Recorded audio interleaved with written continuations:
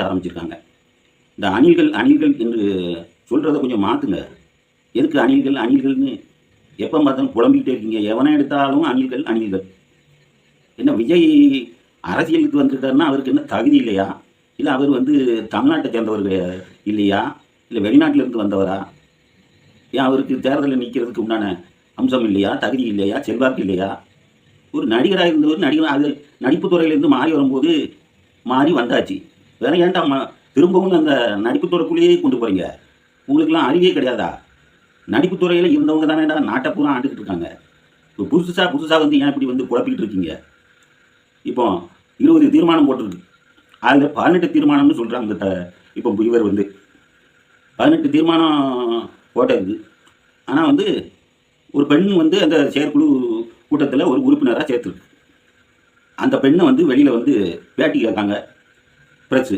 அப்போ அந்த பெண்ணு என்ன சொல்லிச்சு, அதாவது ப்ரெஸ்ஸுக்கு பேட்டி கொடுக்கும்போது கொஞ்சம் யோசித்து நிதானமாக கொடுப்பாங்க.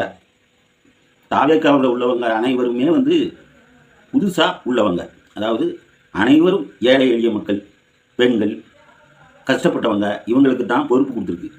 அதனால் அந்த பெண்ணு என்ன சொல்லியிருக்கு, எல்லாருக்கும் எல்லாமே முடிஞ்சு போச்சா. அதை தூக்கி வச்சுக்கிட்டு என்ன கொள்கைன்னே தெரியல, கூமுட்டை என்ன கொள்கைன்னு தெரியலன்னு சொல்றீங்க. எல்லாருக்கும் எல்லாமே அப்படின்னு சொல்வது தானே கொள்கை. பெரியாரை பற்றி சொல்றீங்க. பெரியாரை பற்றி நாங்கள் பெரியார் சித்தாந்தத்தை முதலில் எடுத்துக்கொண்டு தானே விஜயை அரசியலை முதலில் ஆரம்பித்தார்.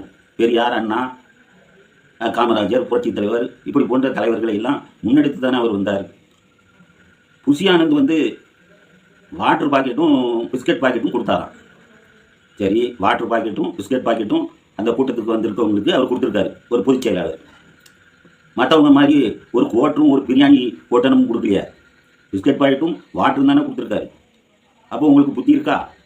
அது போத பொருளையும் ஒரு கவிச்சையான ஒரு பொருளையும் கொடுத்து கவர்ந்து அவங்கள இழுத்து கூட்டத்தை சேர்த்துக்கிறீங்க.